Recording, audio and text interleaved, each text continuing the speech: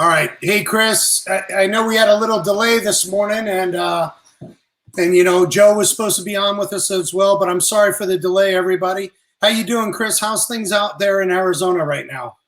Well, it's a little scary, like I think everywhere is right now. I think people are really taking the social distancing serious, and for the most part, unless you're an avid hiker, seems like our mountaintops are full of people right now.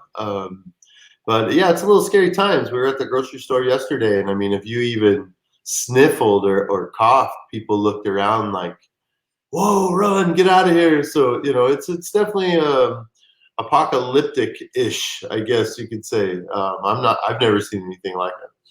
It's crazy time. So a little bit of history. I met Chris when I was out in Arizona. We did the Battle of the Beverages. Joey Galliano, that was going to be on, was a judge with the Battle of Beverages here in Florida. Chris was not only the judge, but the host for the Battle of the Beverages out in Arizona.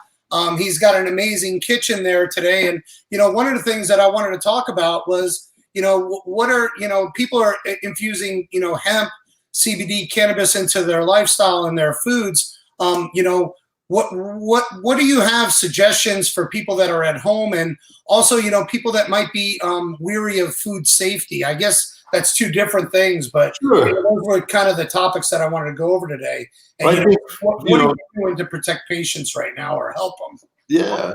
I think that knowing your source, I think with anything, whether it be flour, whether it be food, whether it be whatever it is you do in life, just know the source, know where you're getting it, know the people that are putting it together.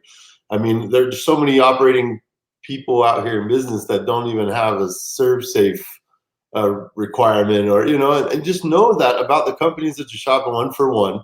I think that's huge. And then notice that those companies have changed their policies. Notice that they're doing some things to step the game up a little bit. Like, we've really driven all of our business to online. We've driven a lot of our business to curbside.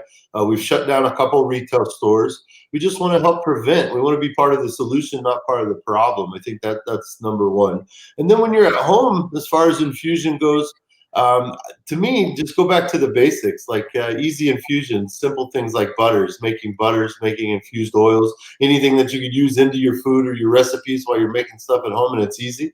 And I say educate your kids about it. While you're at home, now's a great time to have that round table conversation that you might have been wanting to do a little bit before. Now's a great time to do that. Hey, that's a great point. So many people. It's a great point. So many people right now are stuck home. We're hearing that the cases of domestic violence may be rising. Alcohol is like an essential service. So, bars and restaurants are delivering alcohol to people, and we're all under a lot of stress. And, I said the other day, one of the things that, I heavily advise people is to stay away from the alcohol. We found that cannabis and CBD and, these hemp products are helping us. And there's a lot of other food and healthy products to help to keep our body in homeostasis. Are there any types of foods that you think, or any other types of things that people should be staying away that increases stress, and on the opposite side, any suggestions of some natural things that they may have around their house that they may want to consume more of? Sugars and processed foods you want to stay away from all the time. And in times like this, it's really easy to fall into that quick snack idea of grabbing a cookie or a potato chip out of the pantry.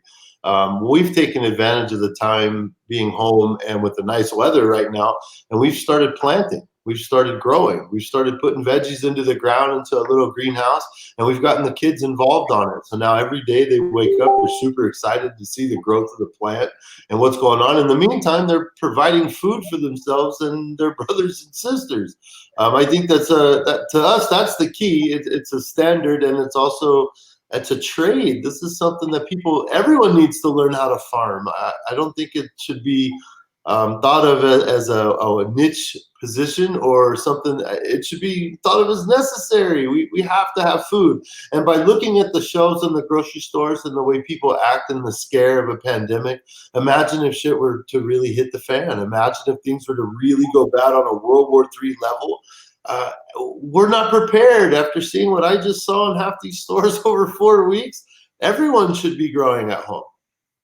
That's a really good point, because parents are looking for projects to do around the house right now with their kids. They're doing puzzles, which those are great time activities. But learning to grow is a fantastic advice. I mean, I know we've tried it before, and my wife was even talking about it now, trying to get some of those AeroPot things you could even buy on Amazon to do some basic stuff like basil and parsley and products like that. Yeah, we keep arrow gardens in our stores. People love them. They love to see them. And it's great with kids. It's super simple. All they have to learn is timing and lighting and soil mixes and stuff like that, all the essentials that they're going to need anyway. And while we're talking about essentials, I just, I want to talk about just a second how hemp and cannabis have been deemed essential products along with alcohol, yet we're still locking everyone up. We still got lifers in prison right now. The minute it was deemed essential, in my opinion, we should have let everyone out of jail that was in there for pot offenses right away. Absolutely. And a lot of people don't know your story. Maybe here in Florida, I know that I've been awakened to your story. I know Amazon did a show on your life, and I think that they've made that available now to all Prime members, called Haters Make Me Famous. But that's what Zonka Miles is about, really helping with prisoner reentry, which is something that is dear to me from friends and family that have been incarcerated unfortunately as well. What is going on with that, and how can you relate to the quarantine that we're being put in right now to what some of these prisoners that are put behind bars right now for this plant are experiencing every single day? Well, I got to tell you, first off, that's the first thing that upsets me the most, is to see the corporations that have stepped in to make all this money and make these rules so that way they can make all this money. Yet we've got people who have laid the groundwork for these industries well before the corporations ever thought it was okay, yet they're still doing time. Honestly, with my story, I'm still on paper. My case took place back in 2012. So we're almost 9 years past the date of when I got rated for making candy as a legal caregiver and patient. Basically, my state tried to win their case in the news. They tried to put us on the paper and the cover of every article here locally, and tried to make us look like drug kingpins and bikers and all this crazy stuff. And we fought, and we quasi won. I mean, I didn't do life. I didn't get all this time that they were trying to give me, but I did go to prison, and I took advantage of that time to write my book, write my documentary, and then launch my nonprofit, which now, been home almost 3 years, and the nonprofit's taken off. People are really starting to see what it's about. ZonkaMiles.org is really just a twofold nonprofit. It helps inmates that are nonviolent drug offenders, and it helps kids that are aging out of the system, the juvenile system. So once they turn 18, a lot of times they don't have anywhere to go if they were in the state custody. And it feels like we've been groomed to put them right into prison. And I want to stop that. I want to make sure that pipeline to prison is interrupted and people understand that it even exists. I feel like the reason my documentary Haters Make Me Famous and my book One Life were even made or are out there now is to show people that it's okay, that if you're in this scenario, you're in that situation of being rated and what, not understanding the law, that you can make it. You're going to be okay, that there's people out there to help. There's organizations that will get behind you, and that life doesn't end right there, that you're going to power through and you're going to make it. But we got to change these rules, and we got to change them together. And I feel like with this pandemic, this is kind of the perfect storm. This is the opportunity for us to stand up and let these people, the government included, know that we're done, that this is a plant that's essential, that needs to be here every single day in our lives. Our kids should be able to handle and grow it just like we do, and we should move forward with it as a commodity, not a liability. Yeah, and we're also seeing, like, with the essential businesses, in some states where adult use is, active and they're taxing it and they're collecting the tax revenue, that's the only source that the state is getting right now, because the restaurants aren't selling food. Or if they are, the takeout and delivery is very minimal compared to what it is. The taxes that are going to be paid on property and the taxes that are, so some of these companies, that's all they're paying. And unfortunately, the cannabis companies are being left out of the federal help that's coming through. Now, fortunately, their sales and their volume is up, but just like everything else, there's some smaller guys and some smaller companies. And I know Arizona is full of a lot of independents that are out there that, don't have that strength behind them like some of these larger companies. So, I can tell you, we're one of those small companies. We stepped up. We tried to file for the SBA, and we were denied immediately because we're a hemp company. Yet we're essential. So, tell me how you can have a forked tongue and spit out two stories out of the same mouth. It just doesn't make sense to me. We had to close our retail stores to keep people from coming in, but online business has gone through the roof because people need what they need. They need their medicine. Yet we can't get help to keep the infrastructure going with these stores and our payroll. So, it is what it is. We're going to power through like we always do. All we do is we make sure the customer, the patient, they get what they need. If it means we cut a price, if it means we add a SKU, it's what we do. That's the luxury of small business, in my opinion, is we control it from the ground up. I don't have shareholders I have to make happy. I don't have partners that I have to stroke egos on. I'm the guy planting it in the field. I'm the guy processing it, and then I'm the guy turning it into an R&D list that actually we roll out on our website. So I have that luxury to control those margins, which means if I need to drop it down cheaper than those big guys, that's exactly what I'll do. And people like you, Chris, you're an inspiration. You're an inspiration to me. I know you're an inspiration to many other people because I know, the hardship that you endured during that time coming out. I know, from our conversations, it hasn't ended after, especially with this SBA. But you know what? You keep going. And, there's a lot of people right now that haven't faced adversity. And I said this earlier. And, they're looking to people like yourself, like myself, like a lot of the others that are out there right now that, have gone through adversity and have come out on the other side, and they're scared and they're afraid. And, what can you tell those people right now to keep through day to day? I would tell you, hold the line. Honestly, I started my company in my living room, and I started the hemp company in my kitchen. So both my companies were started with an idea, a prayer, and a small investment of a couple $100.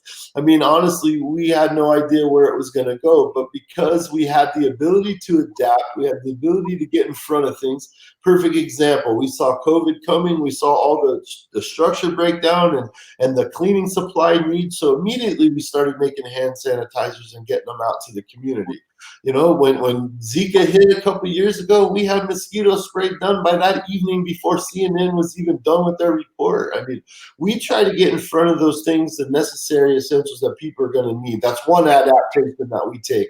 I think that's what you have to be ready to do as a business. You have to be ready to do that as a human. If you're not ready to adapt, then how are you going to progress or move forward at all? And I believe it's platforms like this where we can all network together, hold hands as small businesses and companies, and just friends and people, and share this together. Let people understand you're not alone. We're all suffering. We're all going through this together, but we are going to walk out of it together. So if we can just hold hands, hold our breath for a couple seconds, I think we're going to make it. Yeah, let's link arms, and and that's why I thought it was important to get on today and for us to be able to talk and share this with the other people out there. I had a personal ref morning. I don't really want to go into what happened. I could talk about it later on, but I thought it was very important to get out here anyway. Maybe it was a little bit of selfishness to keep me off of my mindset, but we're all going through this together. And it is giving us this, and the people that can pivot and that can turn and that have been through hard times and really know they're the ones that are moving quickly. And the people that haven't, they're kind of scared. And I see this like stuck in the headlights look Right. in a lot of faces, and they don't know what's going to happen and they don't know what to do. And, the one thing I always say is movement is life. You got to keep moving. And you know what? If you make a mistake, taking a step the wrong way to the right, that's okay. We can move back to the left, and new information coming out every day. We need to share, and we need to stay connected with other humans, during this time. I got to tell you, after 6 years in prison for cannabis, to watch some people in the way that they respond to epidemics is almost embarrassing. And I don't mean that disrespectfully. I mean it to the fact that when someone's asking you to stay home so you can stay healthy, and you're with your family with a refrigerator that opens and windows and doors that you can go in and out of, video games and TVs and radios that you could turn on, all that neat stuff. You take that for granted. You know, I've sat in a little cage, a 10 by 8 for a long time, where you didn't get the option of going outside your door, looking outside your window, or even knowing what time of day it is. So when I found out that I was stuck at home with my family and all these luxuries, I was kind of thankful. Honestly, in my opinion, I was like, wow, I get to take a reset. I get to step back from all the crazy day-to-day life of business and focus again on my family. I just want people to kind of take that mindset. Remember, we got 2.2 million people locked in a hole right now that they're trapped. They can't get away from Corona. They can't get away from a lot of things right now, and things could always be worse. So just love the ones that you're stuck with right now. They're going to be the ones that help you get through this. You know, it's funny because the past 5 years I've been on a roller coaster, everything up, down, trying to go the corporate route again, starting up small businesses, helping small businesses. And I felt like I was back into that rat race. And, I hate to say it, but like, I feel like an unusual calmness right now within my inner peace. Like I feel more at peace with myself and I don't know if I'm alone, but I'm seeing other people and I'm seeing the panic and fear in them. And I feel like it's an obligation or duty, and I don't even know what to say sometimes to get them to the peace. But you just said it right now, taking that situation. And I think it's all about perspective, and if we could, like I mentioned yesterday, I talked to a really good friend of mine. He was my best man at my wedding. I grew up with this guy when he was young. He's running a business in another company in another country. That's a tourism business. It's decimated right now. Absolutely. The provisions that they're bringing to the people, they get a small garbage bag with flour, beans, and rice, and that's for the month for their family. And that's what the government's able to give. And the cartels are now it's in Mexico. And the cartels, they're cut off from coming across the border, and they're getting violent with each other because they have bills to pay as well, and we're living in a country right now where you're right. All we have to do is stay home. We actually get Amazon delivering stuff to our homes. We got food there. We got grocery stores, and we're going through a really hard time. But the perspective is that we're all going through it. All of it, absolutely. We did our first episode on Haters Make Me Famous Season 2, our podcast, and we talked about how to improve and survive these types of situations that are happening right now. And really, it came down to humanity. It came down to love. It came down to caring about each other and giving each other some space and time. And I think this is a perfect time when, I wouldn't have wrote my book unless I went to prison. Isn't that crazy? Like I have so many stories to tell, but I wouldn't have stopped long enough to do it unless they locked me down. So why look at it as that? Why look at it as a negative? If I could sit in prison and turn it into a positive, a book, a documentary, a cookbook, all this crazy stuff. Tell us about that cookbook real quick, because I love it, because George Martorano's family to me. Yeah, George. And he had talked about, the meals behind bars. And when I saw your book, I don't know, I got goosebumps. I loved it. Tell me about your book. Let's get on to something, and let's talk about a couple of the recipes in there. Yeah, Convicted Creations was a joke, honestly. It started off as a funny idea in prison. When you go to prison, I guess it must bring out the best in a lot of people because they have time to sit there and reflect and be creative and think. And I saw all these ideas from hobbycraft to artwork and poetry, but then the food, I was like, these guys are making badass tamales out of Doritos and, ice cream in the dryer and just this amazing stuff that I was so, as a chef, 25 years, I was blown away. Like, man, this is great. So obviously I got involved. I started writing some of my own and taking some of theirs and making them better. And next thing I know, we're making spreads for 60, 70 people and just having a blast. It's like a catering company in there, considering it's prison. I shouldn't say having a blast. I definitely miss my wife and kids, but we made the best of our time. And then I started to collect these recipes. And when I came home, the gentleman, GCM Media, Trey Goodman, the production company, they they're the ones who helped me do my documentary and my book. And they said, look, you've got to turn this into a cookbook and a show. Like, what are you doing? This is great. People would love to see this. And here I am laughing, thinking, who in the hell wants to watch me make hooch and orange? Like, nobody wants to see that. We did it as a funny joke. And next thing I know, we're filming 14 episodes for YouTube called Convicted Creations. And it's literally just, it's a survival guide. It's my recipe book to the surviving prison. Had I known the first time I went in that you could make some of these recipes, I never would have went to the chow hall and suffered through my Crohn's epidemic, you know. Also, we add stories. We add, you know, I brought inmates out that came out of jail and, you know, obviously non-violent, non-dangerous, but I brought them onto the set and I let them film their own recipe. So we kind of counseled our way through it, through a really crappy time, and we made fun of it.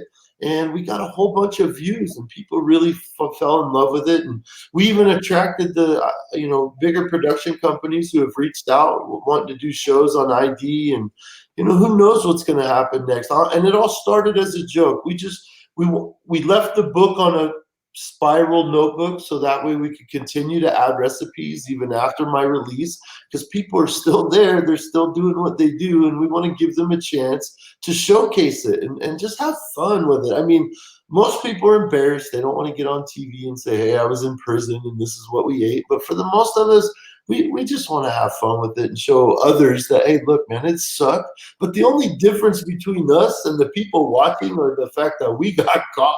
So if we can't laugh at that, or at least, you know, try to make a better situation out of that, then how are we going to move forward? And that's what Convicted Creations is about. If you notice our t-shirts and the cover of the book, it's got a number on the front. Most people think that's our DOC number, and it's not. It's the patent number that the government's owned on cannabis as a neuroprotectant in the brain. The reason I do that is to make that connection. Most people are going to want to know why I went to prison for weed. Then they're going to want to know why I'm cooking food from prison on this TV show and why I have that number.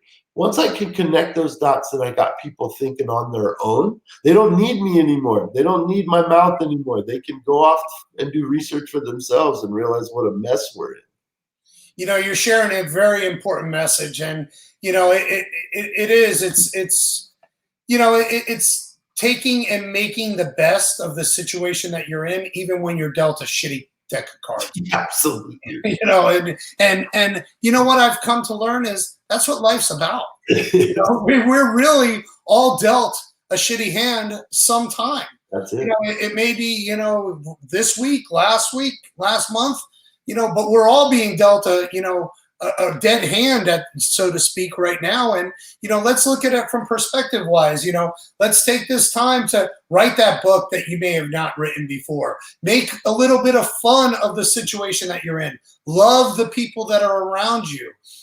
You know, reach out and do video calls like this with somebody from across the country that you may not have spoken to or you may not have seen in a long time. We have so many opportunities to really make good and take this reset.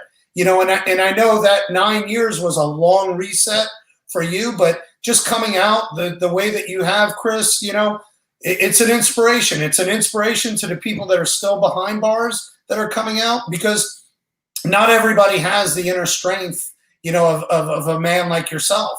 Well, I think that's our job, don't you? I think for those of us that have a platform or have a voice or have the ability to use it, I feel like that's our duty. Like, how many people go through 40 group homes as a kid, end up in prison, and then walk out of there with their head on straight?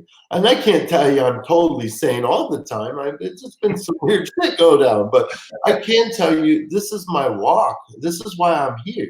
And it took me 40 years to figure that out. Instead of me fighting it and trying to duck and dive and realize, like, I'm not this crazy convicted felon biker asshole that everyone wants to say I am. I'm a guy out here with a message driving a momentum for people to get better. That's it. Once I embraced that, once I realized what I was really here for, it took off. It's bigger than me, has nothing to do with me and my personal story, to be quite frank. It's the fact that I have the voice, I have the ability to use it, and I can help people feel it. I can help people understand that, look, we're all stuck in a jam at some point in time, and we don't understand each other's struggles, but we're all walking next to each other. We're all elbow to elbow neighbors, whether we like it or not. We got to do it together. So if there's a way that I can help someone do that, I feel like it's my job. I feel like the book, the doco, the shows, everything that we do is just for that purpose, to help someone have a voice. So you're right. Sitting at home right now, how many people have said, hey, man, I've always wanted to do this. I've always wanted to write. I've always wanted to make music or paint. Do it. What's stopping you? Nothing's stopping you now. You have no excuses now, because before it was, I'm too busy. I work too much. The kids, the dog, the cat, the whatever. Well, now there's no excuses. You can't leave. Handle it. Handle it. That's all I can say to you now, because to me, I had to get shut down in a cage before I looked around and counted 176 bricks on my north wall every single day to realize, like, wait, that's not why I'm here. I'm not here to count bricks. I'm here to finish my story and share it with people and show people that you're going to be better too. You're going to be okay too. If I am, you definitely are. And that's the main thing right now. I think it's just that positive, surrounding ourselves with greatness, putting us in a position to succeed. And it's really hard to do that when everything else seems like it's crumbling. So in order to progress, find a friend, get on the phone, write a letter. Like, I write prison letters every week. And it's not because I feel guilty. It's not because I was in prison. It's all because I know what it felt like for me when I got a letter. I remember what it was like on mail call day. And I don't want someone to ever feel like they're not important enough to get a letter. You know, so that's what drives me. You got to find that drive. Once you find it, I think the world is yours. It's humanity. It's, being kind to each other. And, everybody has experienced it at one time or another and come back stronger. Now we have a chance as a nation, as a world, because, it hit me the other night when I was sitting there and it was Lisa's birthday and I was like, we can't go anywhere. Like, well, nobody could go anywhere. Nobody can go anywhere. And at that point I was like, okay, well, what can we do to, better ourselves during this period of time? And, I think that we're all going down that path. People like yourself, this platform, that's why I thought it was important to get on here today. I'm going to be doing this Monday, Wednesdays, and Fridays. I'm going to continue. I'd love to have you back on next week, have Joey on. Maybe I could get George to come on as well. Oh, that'd be great. Yeah, we could talk about some stuff. But your cookbook is Convict Creations. Is that on Amazon? Convicted Creations, and it's available on our website at hempfulfarms.com. And on hempfulfarms.com. Zonka Miles is your organization. Yep, ZonkaMiles.org is our nonprofit. It's our 501c3. You can go online and sign up to just be a volunteer or even donate. It's a great write-off. When you're looking for a place to put money, we're working on a project with Help Me PTSD right now up in Sholo, putting in a rehab and learning center up there, not only for felons and for kids coming out that are going to be 18, but also for veterans. And Chris walks the walk. I've been out there. I've seen him. He's up at 7 a.m. sometimes feeding the community at some of these farmers markets. He's doing the fundraisers. He's making the food himself. He's greeting people, and he's helping these people that are looking for reentry as well. So, I mean, it's not just coming out there and saying it. He's actually been doing it, and, he's still doing it from here. So if anybody wants to help support that, if you're in a position, go onto his sites. I haven't watched it yet, but now I see it's on Amazon Prime for free. So I'm going to try and watch Haters Make Me Famous tonight. I saw the trailer when I was for last night. I was going through it and I found the trailer on there, which was really inspirational. But I believe if you have Amazon Prime, and probably everybody has Amazon Prime right now, you can watch the story of his life. But before we wrap it up, any last words of encouragement or anything that you feel, you could say to, I guess, not just people here in Florida, but are you in a 30-day lockdown in Arizona right now? Yeah, they just locked us down until April 30th, unless we're essential, which, our stores are considered that, considering it's hemp and cannabis. So we are on a 30-day lockdown right now. My main thing right now with that is just know that it's only 30 days. I think that's the best positive note we've got. I'm used to hearing lockdown 6 months in the hole. So with my window open and a cool breeze, no problem. Feet are going up. We're gonna kick back and hit the gym a couple times. Hey, how you doing on the weight? We were out there. I know I know you were getting some exercise in, and you were dropping. Yeah. Pounds. We've been working hard. I put in a gym in my house since we obviously can't go anywhere, and we had the gym out at Youngtown, our yoga studio, and that's kind of on the hiatus right now. So we've been doing it at home, and honestly, I've been drinking some mainly just water. I cut everything else out of my life. You know, beer was never a big one for me anyway, but sugar was major. I'm that sweet tooth guy that likes to sleepwalk to the Oreos, and that's just not. Oh, you just said my week. How did you know? My wife had to hide the double stuffs. Yeah, you know, honestly, I didn't even know we had them, and I woke up the other night and they're stuck to my face. Like, how? It's like you could find them. Like I swear, I could hidden in somehow, and literally, it happens in the middle of the night when I'm asleep. I can't believe you just said that. No, it does. I've sleepwalked to the fridge. I didn't know it was a problem, and now I do. And honestly, I've taken this time to try to refocus everything, not just business and family, but myself, and realize, like, wow, I have to look at myself in the mirror every day now. I've got right there in front of me. So, Yeah.